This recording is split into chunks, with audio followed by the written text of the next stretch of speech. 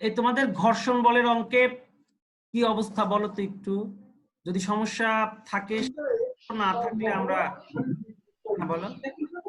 যে জাদুকর মহারাজের মুখের উপর নাক করে দিল, জাদু শক্তি লোকসান করলে মুক্তির কথা রাজি হয়ে গেল। না না, এর মধ্যে রহস্য আছে নিশ্চয়।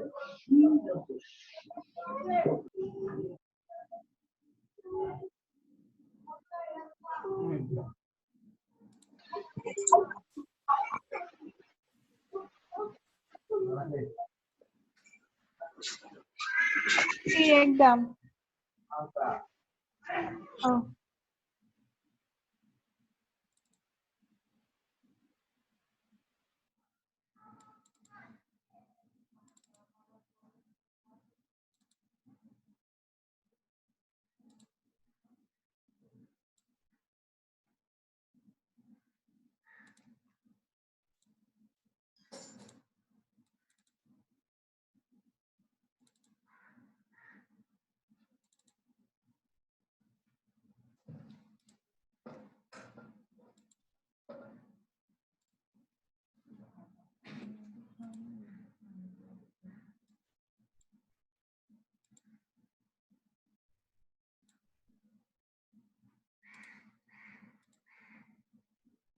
আচ্ছা, তোমাদের ওই যে স্থিতিস্থাপক সংঘর্ষ নিয়ে যে একটু সূত্র নিয়ে একটু ঝামেলা হচ্ছে, তো তোমাদের জন্য আরেকটা বিকল্প নিয়ম আমি সাবমিট করছি, দেখো এটা কেমন লাগে। কারণ স্থিতিস্থাপক সংঘর্ষ যেহেতু আমাদের বইয়ের সূত্র দেওয়াই আছে, সো স্থিতিস্থাপক সংঘর্ষ কিন্তু আমাদের জন্য খুব গুরুত্বপূর্ণ।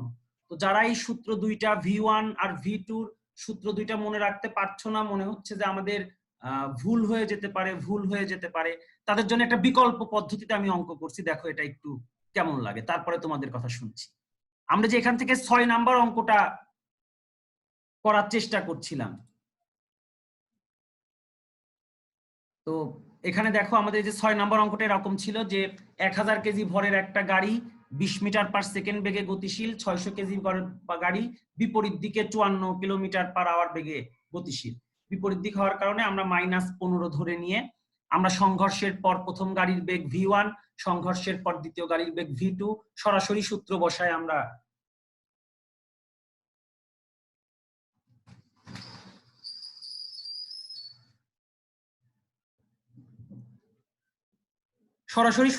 আমরা অঙ্ক দুইটা করার চেষ্টা করছিলাম, V1 আর V2।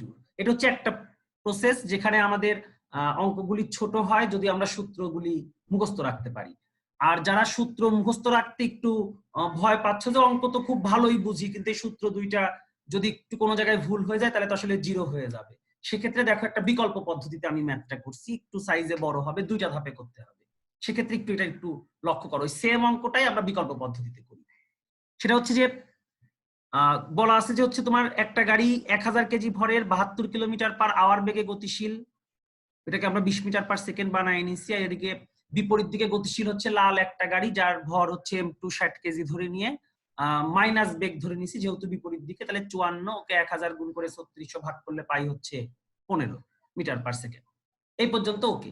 এবার আসো, আমাদের স্থিতিস্থাপক সংঘর্ষের ক্ষেত্রে একটা মূলনীতি আছে, যে মূলনীতিটা আমরা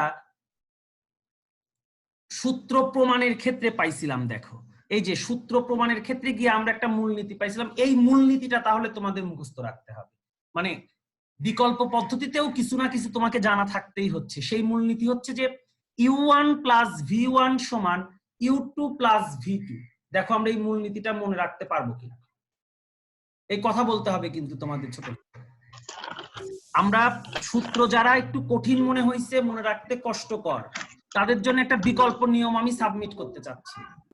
বিকল্প নিয়মটা খুবই মজার, তোমাকে ওই সূত্রটা মনে রাখার প্রয়োজনই হবে না।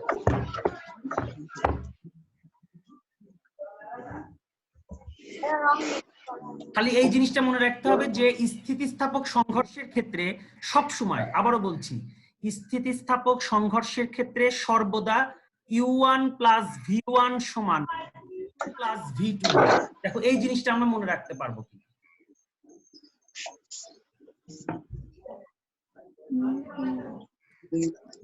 এখানে দেখো আমরা লিখছি যে স্থিতিস্থাপক সংঘর্ষের ক্ষেত্রে আমরা জানি u1 প্লাস v1 সমান u2 প্লাস v2। ওটা তোমাকে মনে রাখতেই হবে স্থিতিস্থাপক সংঘর্ষের ক্ষেত্রে। এবার আমরা এখানে মান বসাই দিচ্ছি যে আমাদের u1 হচ্ছে 20, u2 হচ্ছে -15। এটা দিয়ে আমরা ডান বাম করে মান বসায় দিছি। বসায় আমরা v2 পাই হচ্ছে v1 প্লাস 35।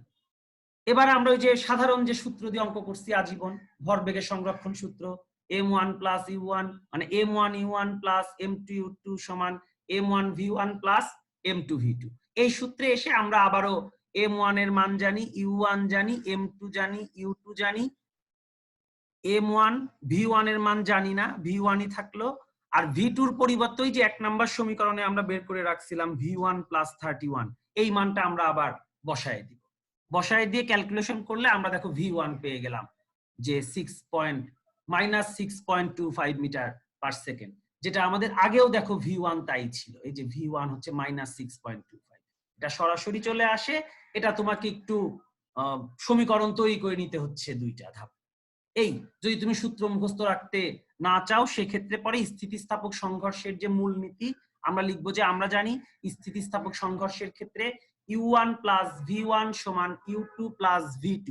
এই তথ্য অ্যাপ্লাই করে সেখানে আমরা u1 u2 এর মান বসাবো, বসায় আমরা v2 এর মান বের করে ভরবেগের সংরক্ষণ যেটা মেইন সূত্র m1 u1 plus m2 u2 সমান m1 v1 plus m2 v2, এই সূত্রে আমরা এসে আবার ওই মানটা সব মান যা যা মান জানি সব বসায় দিলে আমাদের শুধু অজানা মান থাকবে হচ্ছে v1।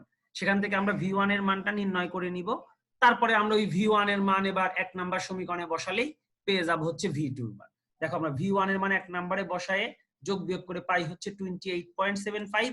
আমাদের ওই শুধু যে সূত্রটা মুখস্থ করা সেই সূত্র মুখস্থ করেও দেখো আমরা পাই হচ্ছে 28.75। তো তোমরা চাইলে পরে সূত্র মুখস্থ করলে অঙ্ক দুইটা ছোট হবে। আর যদি কেউ মনে করে যে না সূত্র মুখস্থ করতে পারছি না সেক্ষেত্রে ভরবেগের সংরক্ষণ সূত্র দিয়েই করতে পারবো। খালি আমাদের স্থিতিস্থাপক সংঘর্ষের ক্ষেত্রে যে u1 প্লাস v1 সমান u2 প্লাস v2 এই সূত্রটা একটু খালি মনে রাখতে হবে, তাছাড়া আর কিছুই লাগবে না। সেক্ষেত্রে অঙ্কটা একটু বড় হবে কিন্তু অঙ্ক সঠিক হবে।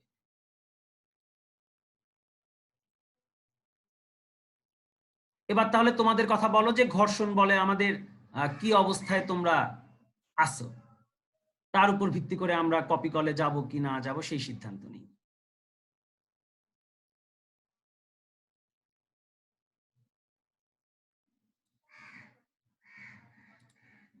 এই তোমরা আছো, বললাম যে ঘর্ষণ বলের এই অঙ্কগুলি কি বাসায় করছো তোমরা? আমি তো মুখে মুখে কিছু বলার চেষ্টা করে গেছিলাম, এখানে করাও ছিল বেশ কয়েকটা অঙ্ক। বলো।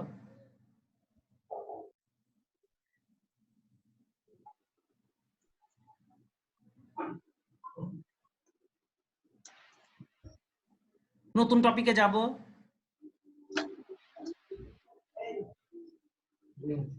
তোমরা কি খালি স্ক্রিন অন করেই রাখছো, কথা বলবা না আজকে?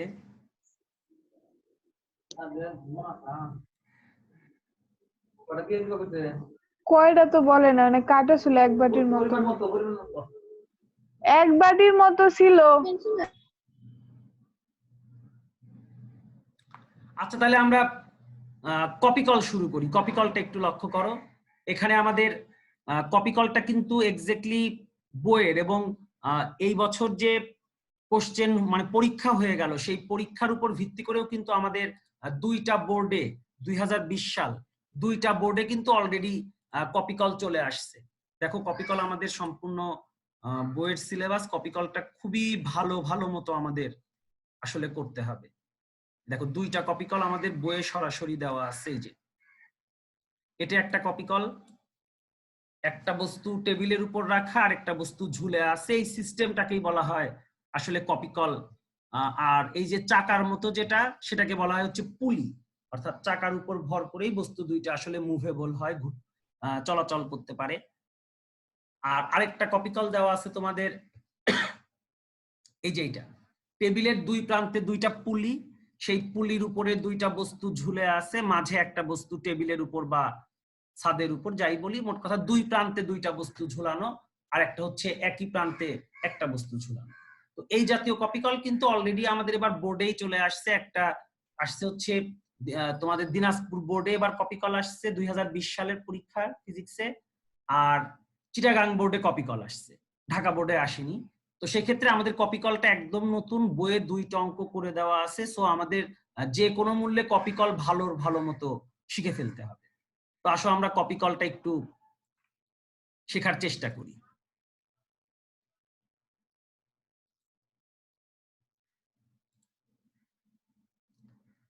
তোমাদের 1 নাম্বার কপিকলটা আমি একটু দেখাই।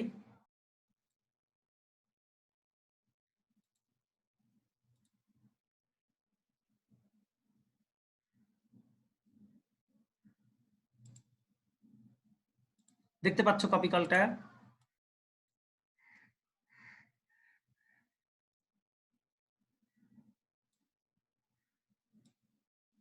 এই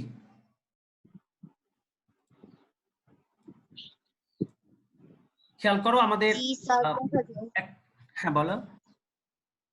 দেখা যায় একটা টেবিলের উপরে মনে করো, খুব মনোযোগ দিও, কপিকল খুবই সহজ, খালি আমাদের একটু হিসাবটা একটু কমপ্লিট করে ফেলতে হবে। দেখো যে আমাদের একটা টেবিল, এই টেবিলের উপরে এ একটা বস্তু আছে, যে বস্তুটা হচ্ছে M1 ভরের, যার ভর বলা আছে হচ্ছে শীটে দেখো 2 কেজি। আর M2 একটা বস্তু, ওই যে একটা পুলির সাথে সুতা দিয়ে বেঁধে M2 বস্তু বা বি বস্তু ঝুলায় দেওয়া আছে, এটা হচ্ছে 1.5 কেজি। তো এখানে আগে প্রথমেই একটা জিনিস যেটা আমাদের হিসাব করতে হবে, সেটা হচ্ছে যে টেবিলের সাথে এ বস্তুর ঘর্ষণ বল আছে কিনা, এটা আগে জানতে হবে। তো আমাদের প্রথমে আমরা বলি যে ঘর্ষণ বল নাই, অর্থাৎ ঘর্ষণ বল থাকলে একরকম অঙ্ক হবে, ঘর্ষণ বল না থাকলে আরেক রকম অঙ্ক হবে। যেমন ধরো যে টেবিলের উপর খুব ভারী যদি একটা বস্তু থাকে, আর বি বস্তুটা যদি খুবই হালকা হয়, তাহলে ঝুলে থাকা বস্তু ওই ভারী বস্তুকে তো টেনে আসলে সরাতে বাস্তবে পারবে না, যেহেতু ঘর্ষণ বল বিদ্যমান।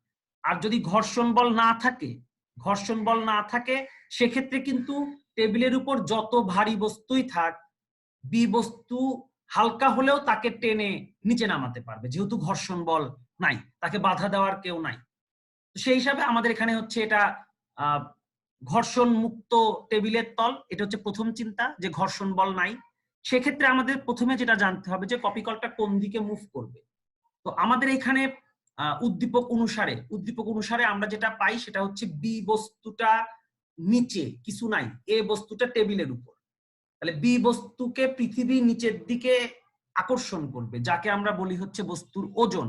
যে ওজনের ধারণা আমরা ক্লাস 8-এও পাইছিলাম, যেটা হচ্ছে তোমার ডাব্লিউ। হ্যাঁ, ওয়ালাইকুম আসসালাম, কেমন আছো ফারিয়া?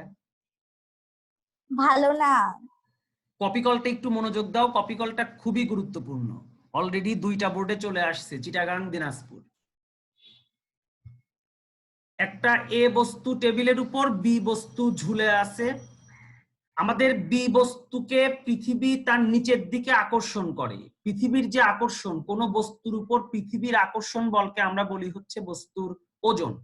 সেই হিসাবে আমাদের ওজন নির্ণয়ের সূত্র ক্লাস 8-এও ছিল, আমরা বলছিলাম যে ডাব্লিউ সমান mg। এখন আমরা সেটাকে বলবো হচ্ছে এফ সমান mg। এফ সমান যেরকম ma, আমরা জানি এফ সমান ma, এখানে হবে হচ্ছে এফ সমান mg, কারণ এও এক প্রকার ত্বরণ, জিও কিন্তু এক প্রকার ত্বরণ। খালি পার্থক্য হচ্ছে এ হচ্ছে সাধারণ ত্বরণ আমরা ধরি, আর জি হচ্ছে অভিকর্ষ ত্বরণ, যেটা কিনা 9.8 ফিক্সড। তো এই হিসাবে দেখো বি বস্তুটার উপরে পৃথিবী যে বলে আকর্ষণ করবে সেটা হচ্ছে F2, ধরলাম M2G। তার মানে বি বস্তুকে পৃথিবী তার নিজের দিকে আকর্ষণ করে। এই আকর্ষণ করার কারণে বি বস্তু ধীরে ধীরে নিচে নামতে থাকবে, যার ফলে এ বস্তু ধীরে ধীরে বাম দিকে অগ্রসর হতে থাকবে। এটাই হচ্ছে আমাদের কপিকলের মূল কথা। তো আমাদের কপিকলের বেশিরভাগ ক্ষেত্রে চাওয়া হয় যে কপিকলের ত্বরণ নির্ণয় করো, আর যদি আমরা ত্বরণ নির্ণয় করতে পারি তাহলে কপিকলে 2 সেকেন্ড 4 সেকেন্ড পর আমরা কপিকলের কোনো একটা বস্তু কত দূরত্ব অতিক্রম করবে তাও বের করতে পারবো, বা তোমার কত 2 সেকেন্ড পর কপিকলের এ বস্তু বা বি বস্তুর বেগ কত হবে তাও বের করতে পারবো। আমাদের মেইন কাজ হচ্ছে আসলে আগে ত্বরণটা বের করার দিকে মনোযোগ দেই। আগে আমাদের প্রথমে যেটা বুঝতে হবে যে কপিকলটা কোন দিকে মুভ করবে। এ বি বস্তুর আকর্ষণে এ বস্তুটা বাম থেকে ডান দিকে যাবে, বি বস্তুটা নিচে অগ্রসর হবে। দেখো আমি লাল কালিতে পুলির পাশে একটু বাঁকা করে দেখাই দিছি যে এই দিকে কপিকলটা এই দিকে নিচে নামে। আচ্ছা, কপিকল নিচের দিকে নামার আমরা ডিরেকশন পেয়ে গেছি। এবার আসো এই টোটাল কপিকল সিস্টেমের উপর প্রয়োগকৃত বল কত। কারণ আমরা জানি যে এফ সমান এম এ, যেহেতু দুইটা বস্তু সুতা দিয়ে বাঁধা, এ আর বি দুইটা বস্তু সুতা দিয়ে একসাথে যুক্ত, এই কারণে আমাদের এই কপিকল সিস্টেমে আমরা যে এফ সমান এম এ সূত্র জানি, যেখানে এ ধরছি হচ্ছে কপিকলের ত্বরণ আর এফ সমান হবে হচ্ছে এম এ। তো এই এম কিন্তু দুইটা বস্তুরই একত্রে ভর, যেহেতু দুইটা বস্তু সুতা দিয়ে বাঁধা আছে, তাহলে আমরা এম এর মান জানি, এম হবে হচ্ছে m1 প্লাস m2, এটা বাদ। এ আমাদের এ বের করতে চাই, এখন দরকার হচ্ছে এফ। এফ হচ্ছে এই টোটাল কপিকল সিস্টেমে অনুভূত বল কত, কারণ অনুভূত বলটাই কিন্তু ত্বরণ সৃষ্টি করবে। আসো আমরা অনুভূত বল বের করার একটা প্রক্রিয়া দেখি। প্রথমে আসো এ বস্তু টেবিলের উপর রাখা আছে, এ বস্তুকে পৃথিবী নিচের দিকে আকর্ষণ করে, কারণ যে কোনো বস্তুকে আমরা টেবিলে বা কোনো বস্তু রেখে দিলে পরে এই বস্তু কিন্তু সর্বদা পৃথিবী তার নিচের দিকে আকর্ষণ করে টেনে নিতে চায়। তো এ বস্তুর উপর পৃথিবীর যে আকর্ষণ বল সেটা হবে এ বস্তুর ওজন, যাকে আমরা বলতে পারি হচ্ছে m1g। এবার সে টেবিলের উপরে কেন আছে, কারণ টেবিল তাকে একটা প্রতিক্রিয়া বল দেয়। অর্থাৎ নিউটনের তৃতীয় সূত্রানুযায়ী আমরা জানি যে প্রত্যেক ক্রিয়ারই একটা সমান ও বিপরীত প্রতিক্রিয়া আছে। সেই হিসাবে এ বস্তুকে যে আমরা টেবিলের উপর রাখলাম, এই এ বস্তু টেবিলের উপর যে পরিমাণ বল প্রয়োগ করে, টেবিলের উপর এ বস্তু কত বল প্রয়োগ করছে, m1g। একইভাবে টেবিলও এ বস্তুকে বিপরীত দিকে সম পরিমাণ বল ফেরত দিচ্ছে, যাকে আমরা ধরছি হচ্ছে দেখো উপরের দিকে লেখা এফ প্রাইম, অর্থাৎ টেবিল কর্তৃক প্রতিক্রিয়া বল। অর্থাৎ বস্তুর ওজনের সম পরিমাণ বল কিন্তু টেবিল তাকে প্রয়োগ করে যাচ্ছে।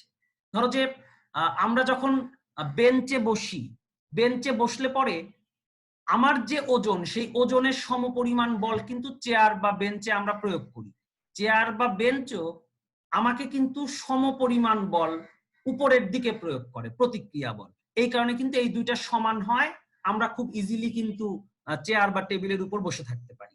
কিন্তু যদি আমরা চিন্তা করি যে ওই যে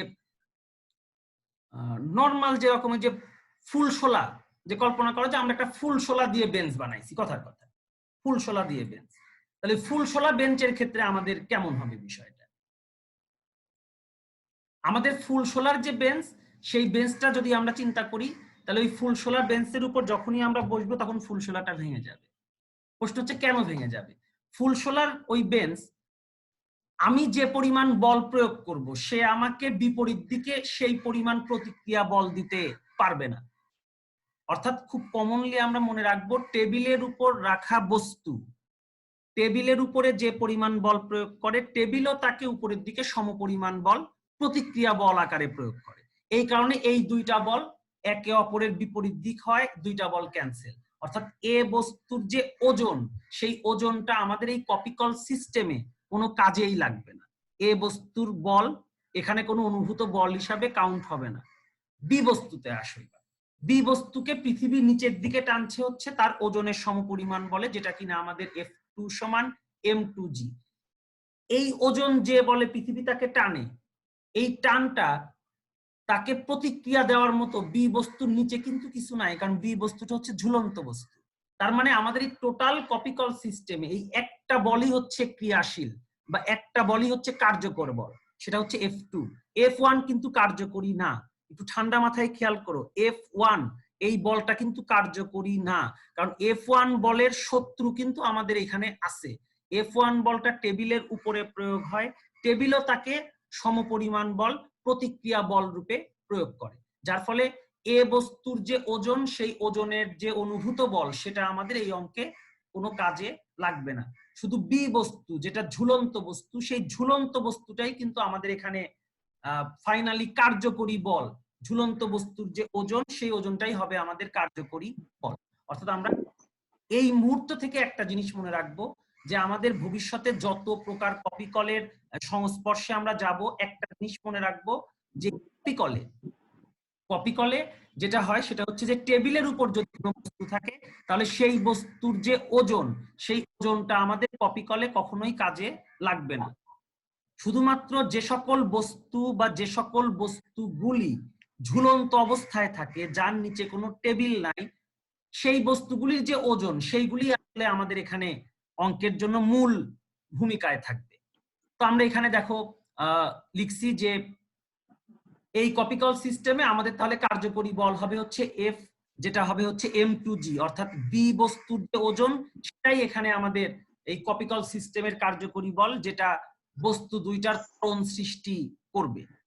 আর আমরা সূত্র লিখবো তো আসলে এফ সমান এম এ।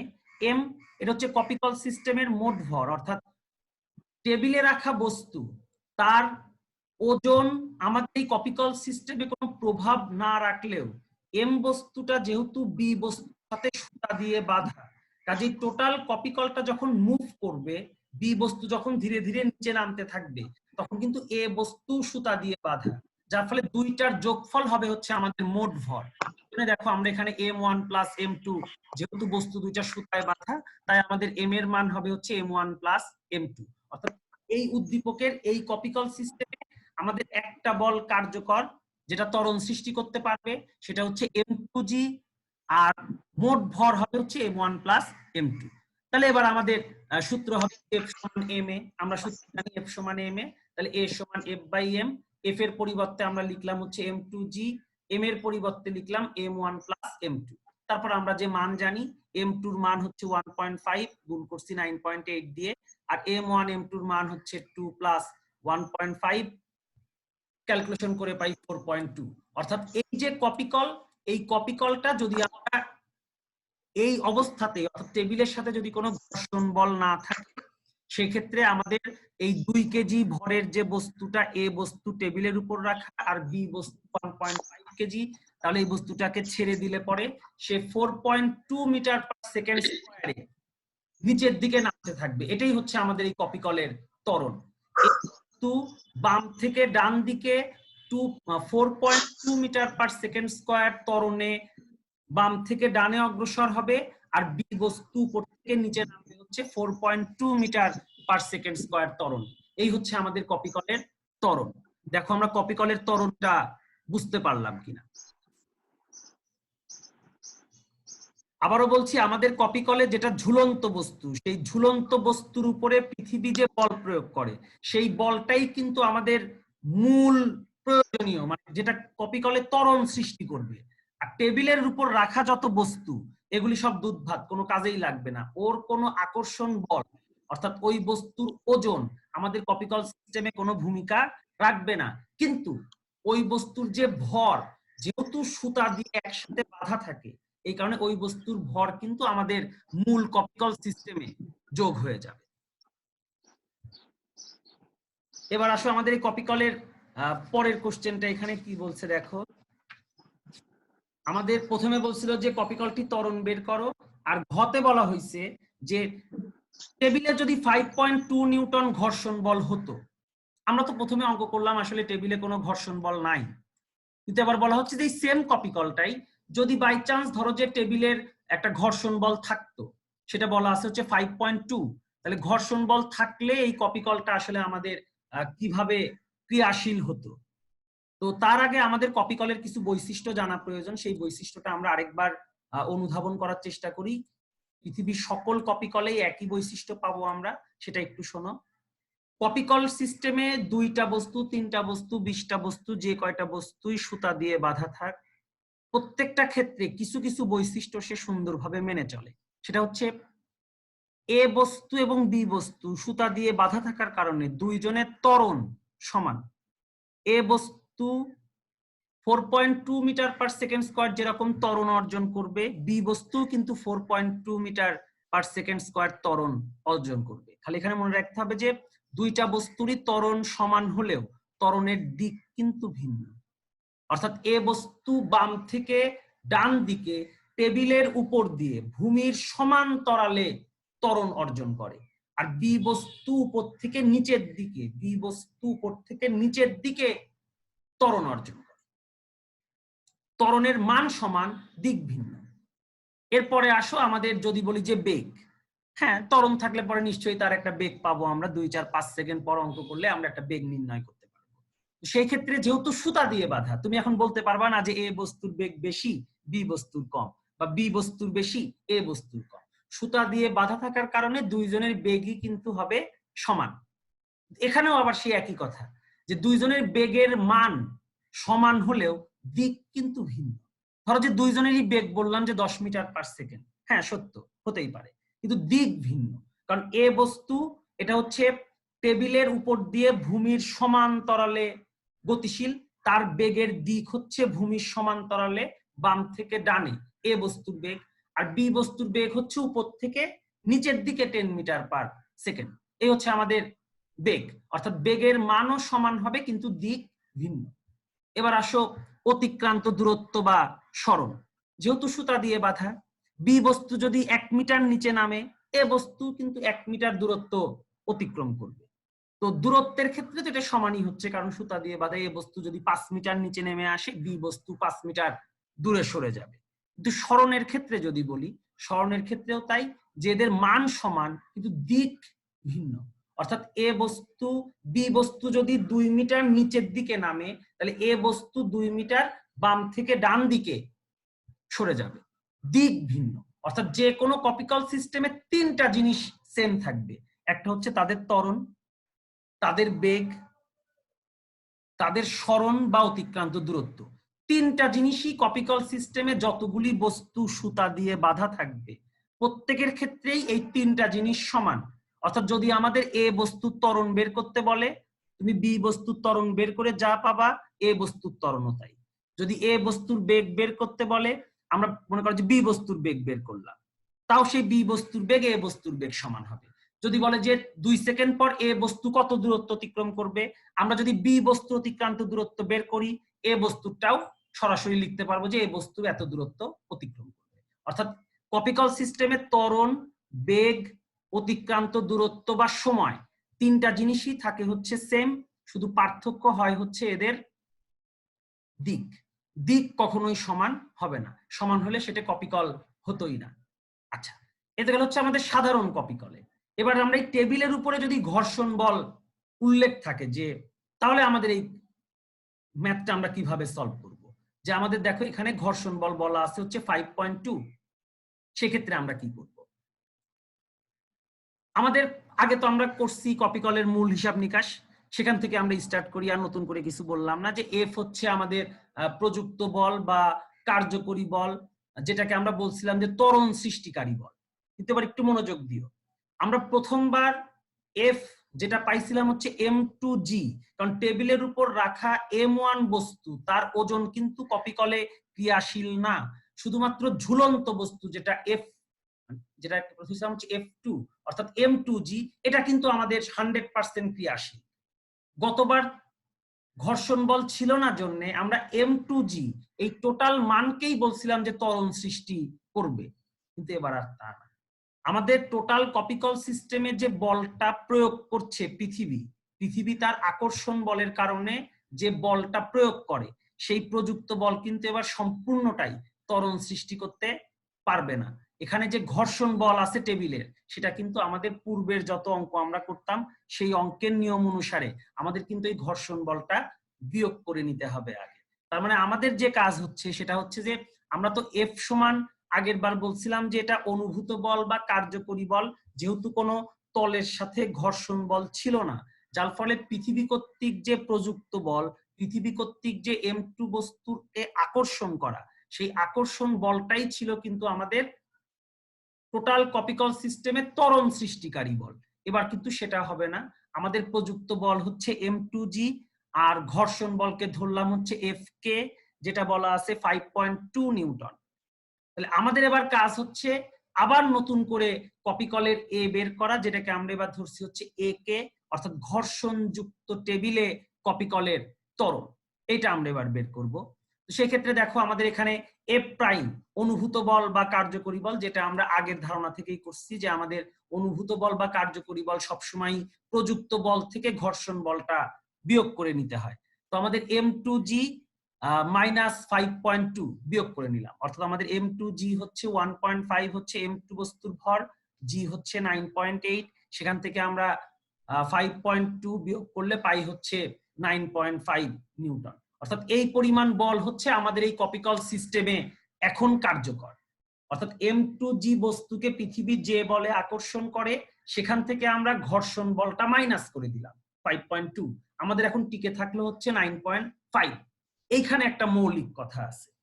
এখন এই ঘর্ষণ বলটা আমরা বিয়োগ করে, যদি বাই চান্স মনে করো যে আমরা বিয়োগ করে মান পেলাম 0, তাহলে বলতাম যে এই কপিকলে কোনো ত্বরণ সৃষ্টি হবে না। যদি 0 হয় তাহলে তো সে কোনো বলই প্রয়োগ করলো না। অথবা যদি ভুল করে মাইনাস হয়ে যায়, যে পৃথিবী ওই বস্তুকে এত বলে আকর্ষণ করে যে তার চেয়েও ঘর্ষণ বল অনেক বেশি, তাহলে তো সে ওই বস্তুকে টেনে সরাতেই পারবে না, যার ফলে কপিকলটা কার্যকর হবে না বা কপিকলে ত্বরণ থাকবে না বা ত্বরণ হবে 0। তো সেক্ষেত্রে আমাদের এখানে কপিকলটা মুভই করবে না। তো আমরা যে কাজটা করছি এখানে সেটা হচ্ছে যে f থেকে ফার্স্টে f কে বিয়োগ করছি, অর্থাৎ m2g - 5.2 আমরা ক্যালকুলেশন করে পাই 9.5। এই বলটাই কিন্তু আমাদের এখন কপিকলে ত্বরণ সৃষ্টি করবে। আসো আমরা f প্রাইম সমান জানি হচ্ছে m a কে, আগের মতো f সমান সমান m a, খালি এখানে f প্রাইম যেহেতু অনুভূত বল বা কার্যকরী বল, এটা ত্বরণ সৃষ্টি করবে। m হচ্ছে কিন্তু আমাদের টোটাল দুইটা বস্তুর ভরের সমষ্টি। কপিকল সিস্টেমে বের করতে চাচ্ছি, কপিকল সিস্টেমে সুতা দিয়ে যুক্ত দুইটা বস্তুকেই আমাদের একত্রে হিসাব করতে হবে। এই কারণে m হয়ে যাবে কিন্তু m1 + m2, যেটা আমরা আগের অঙ্কে একবার করে রাখছিলাম। সেই হিসাবে আমরা পাই হচ্ছে 9.5 ডিভাইড m হচ্ছে দুইটা বস্তুর ভর, একটা বস্তু 2 কেজি, একটা 1.5 কেজি, এই হিসাবে আমরা পাই হচ্ছে 2 + 1.5। আমরা এখানে ক্যালকুলেশন করলে পেয়ে যাই হচ্ছে 2.7143 মিটার পার সেকেন্ড স্কয়ার। অর্থাৎ টেবিলের ঘর্ষণযুক্ত অবস্থায় যদি এই কপিকলটা মুভ করে তাহলে আমরা ঘর্ষণ বলের কারণে ত্বরণ কিছুটা কমে যায়। আগের বার পাইছিলাম কত দেখো 4.2, এবার পাচ্ছি হচ্ছে 2.7143। এইভাবে আমরা কপিকলের সাথে ঘর্ষণ বল অ্যাড করে ম্যাথ সলভ করার চেষ্টা করব। দেখো কপিকলটা কেমন লাগলো তোমাদের?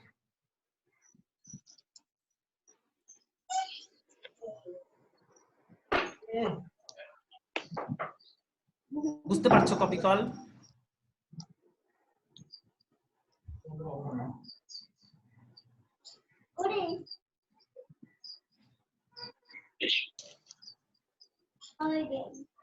তোমরা কি স্ক্রিনের সামনে বসে আছো?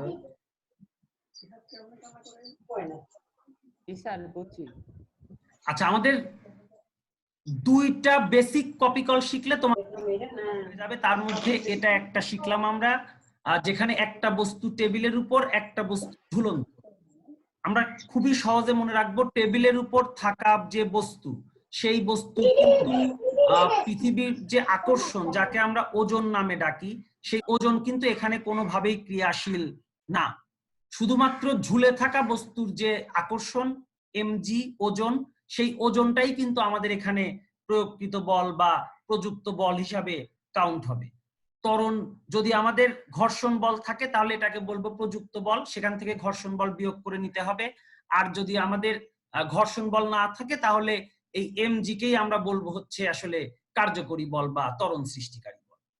তো আমরা পরবর্তী একটা কপিকলের সিস্টেম দেখি। এটা খুবই মজার একটা কপিকল। তোমাদের সামনে কপিকলের শীট থাকলে দেখো, যেটা 4 নাম্বার কপিকলে আছে, যেটা এখানে দুইটা বস্তুই আসলে ঝুলন্ত। এটা খুবই মজার। খেয়াল করো যে কপিকলে বাম পাশে যেটাকে আমরা ধরছি m1, এই m1 বস্তুর ভর বলা আছে 6 কেজি। m2 বস্তু কপিকলে এই পুলির সাহায্যে আরেকটা বস্তু ঝুলায় দেওয়া, m2 ডান পাশে, সেটা হচ্ছে 10 কেজি। তো আমাদের অঙ্ক শুরুর আগে প্রথমে আগে দেখতে হবে যে বস্তু দুইটার মধ্যে কেউ টেবিলের উপর আছে কিনা। খুবই কমন, আমরা দেখতেই পাচ্ছি বস্তু দুইটাই এখানে ঝুলন্ত, কেউই টেবিলের উপরে অবস্থিত না। ওকে, এবার দ্বিতীয় সিদ্ধান্ত, যে কপিকলটা যদি আমরা এই মুহূর্ত ছেড়ে দেই তাহলে কপিকল কোন দিকে মুভ করবে, কোন দিকে ঘুরবে। নিশ্চিতভাবে m1 যেহেতু হালকা বস্তু, m2 ভারী বস্তু, তাহলে খুবই কমন m1 বস্তু ধীরে ধীরে উপরের দিকে উঠবে, m2 বস্তু ধীরে ধীরে নিচের দিকে। কপিকলটা এইভাবে ঘুরতে থাকবে। অর্থাৎ আমি দেখো এ রাখছি তীর চিহ্ন, এইভাবে কপি কলটা মুভ করবে এই দিকে, অর্থাৎ M1 ধীরে ধীরে উপরে উঠতে থাকবে, M2 ধীরে ধীরে নিচে নামতে থাকবে। তাহলে আমাদের ত্বরণ যেটা বের করতে চাই এ, সেই এ কোন দিকে মুভ করবে সেটাও আমরা পেয়ে গেলাম। এবার আসো আমাদের পরের কথা, এটা খুব গুরুত্বপূর্ণ, এটা একটু মনোযোগ দিও। যেহেতু এবার দুইটা বস্তুই ঝুলন্ত আকারে আছে, দুইটা বস্তুই ঝুলন্ত আকারে, তাহলে দুইটা বস্তুকেই তো পৃথিবী তার নিচের দিকে, নিজের দিকে ওজনের সমপরিমাণ বলে আকর্ষণ করছে। তার মানে M1 বস্তুকে পৃথিবী নিচের দিকে টানে কত বলে? M1G। M2 বস্তুকেও পৃথিবী নিচের দিকে টানে কত বলে? M2G। কিন্তু কপিকলটা কোন দিকে মুভ করে? দেখো কপিকলটা হচ্ছে M2 নিচের দিকে যায়, M1 উপরের দিকে যায়। তার মানে এখানে যে পৃথিবী দুইটা বলে আকর্ষণ করলো, তার মধ্যে একটা আকর্ষণ বল পৃথিবীর দিকে ক্রিয়াশীল, অর্থাৎ আকর্ষণের দিকে ক্রিয়াশীল, বলের দিকে ক্রিয়াশীল। আরেকটা M1 বস্তু, তাকেও পৃথিবী নিচের দিকে টানছে, কিন্তু সে পৃথিবীর আকর্ষণে সাড়া না দিয়ে উপরে উঠে যাচ্ছে। অর্থাৎ একটা বলের দিকে গতিশীল, আরেকটা বলের বিপরীত দিকে গতিশীল। এখান থেকে আমাদের ফাইনালি অঙ্কটা স্টার্ট হবে যে দুইটা বস্তুর উপরেই পৃথিবীর আকর্ষণ বল বিদ্যমান, কিন্তু একটা বস্তু বলের দিকে গতিশীল, আরেকটা বলের বিপরীত দিকে গতিশীল। তার মানে বলের দিকে গতিশীল তাকে আমরা ধরবো হচ্ছে প্লাস, আর বলের বিপরীত দিকে যে গতিশীল তাকে ধরবো আমরা মাইনাস। তাহলে আমাদের অঙ্ক কমপ্লিট।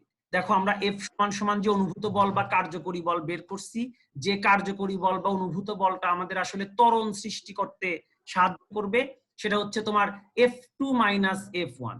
অর্থাৎ F2 নিচের দিকে গতিশীল, বলের দিকে গতিশীল, এই কারণে সেটা প্লাস।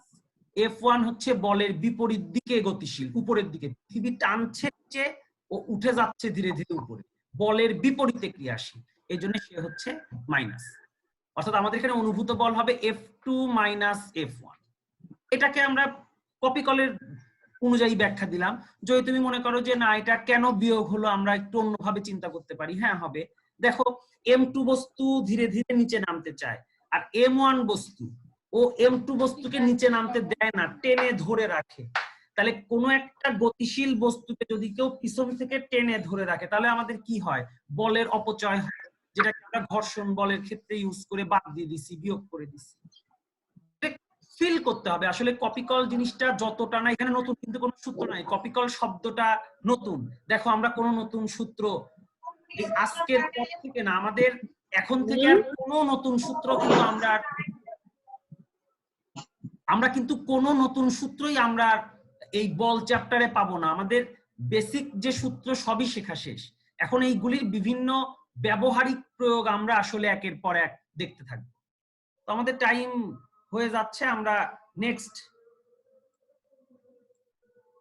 এর জন্য একটু ওয়েট করি 2 মিনিট।